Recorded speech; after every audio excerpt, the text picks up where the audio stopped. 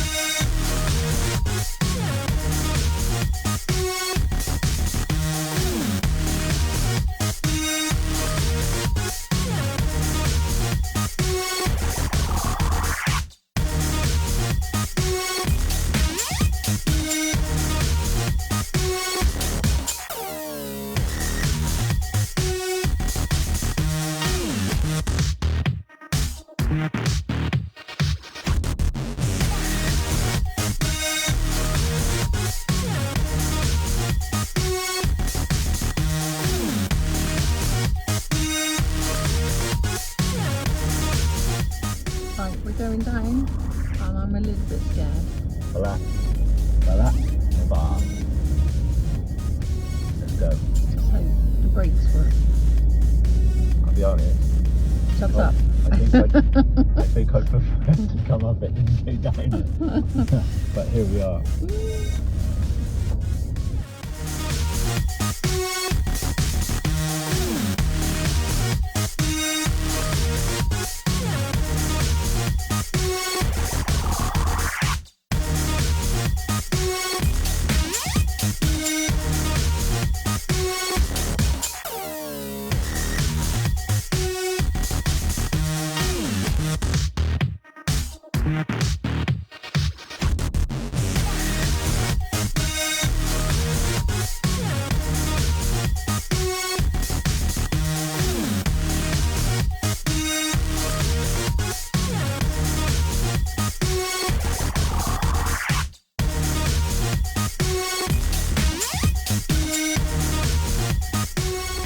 So yeah, Applecross Balakna Bar was absolutely awesome. It was everything that I expected and wanted it to be, in all honesty. The sun has been out today, making today's journey from Gairloch just stunning. The locks have been turquoise. The mountain backdrops have been dark and moody. There's some cloud cover at times adding to the drama, and it's just had everything. We've seen stags. In fact, the only thing we haven't seen, which we're a little bit disappointed about at the moment, but there's still time, is a red squirrel. Still not seen a red squirrel, so hopefully we're going to see one at some point. So our NC500 trip is almost at an end. We're heading now to Inverness to finish it off, and then we're going to go down to Loch Ness and find a park up for the night somewhere down there. Remy needs a walk. She's been so good on this trip, fantastic, but she needs a good run this afternoon at some point. So hopefully between now and Inverness we'll find somewhere to park and walk. If not, then we'll get to Inverness, complete the NC500, and then we will find a park up somewhere. There's a couple of things I still want to do. I want to do Glen Finnan. There's another park up that I want to do near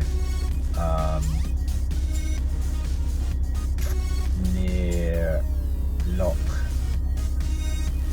I want to say Etienne, I knew I'd get it. So Loch Etive, around that way. I mean, obviously we need to be heading south anyway. We've got to get to Bristol at the latest Tuesday morning, but probably be best if we do that by Monday, late Monday. It is now Friday, so we've got a couple of days still, and I want to do some mountain stuff really. Woodland walks. Remy loves the woods, so Pine Forest, something like that is on the cards next. And maybe just a bit of a slower pace, because today's journey, we started around about 8:30. It's now 12:30, and we've still got another hour and a half's journey to get to Inverness before we then start heading down Loch Ness way to find somewhere to park up for today. So it's been a long day. The whole trip's been a lot of driving, but obviously we knew that was the case. After all, it's a road trip. There's so many things that we saw that we would have liked to have stopped and checked out, but just didn't really have the time. So what would I say? Is 5 days enough to do the trip? Definitely not. Is it possible? 100%. And it's doable, so it's not a problem. But I mean, really, if you had 2 weeks to do this trip, then you still wouldn't scratch the surface. But you would have a bit more of a relaxed journey doing it. So anyway, it's January, it's towards the end of January 2026, and it's been a fantastic time to do it. I mean, we've been so lucky. We've had a couple of windy nights which have made it difficult for sleeping wise, but during the day, I mean, we had one day of miserable weather when we left John O'Groats to go to Durness, but as the day went on, the sun came out, and since then, I mean, today has just been a gorgeous day. Temperature is currently 6 degrees centigrade. It was about a 1 degree, I think, at the top of the mountain just now. It's a bit breezy, but it's January, and the best thing about it is there's no traffic on the road. I mean, you're driving along these single track roads through the national parks and things. There's just nothing around. There's nobody around. There's an odd vehicle, there's an odd delivery driver, and mainly it's been commercial vehicles. There's a lot of construction going along in the Highlands at the moment. So there's lots of work vehicles and things like that. but other than that, it's just like nobody about. I mean, the downside of that is that lots of coffee shops, food eating places, museums and whatever you tend to be shut this time of year just because they haven't got the footfall, and you can't blame them, to be honest. But you know, again, we fully expected that, and I'd take that over crowds and crowds of people personally. The reason I wanted to come up in the winter was for the scenery, a bit of snow, and more importantly the fact that there's nobody about. So next stop, Inverness. Catch you later.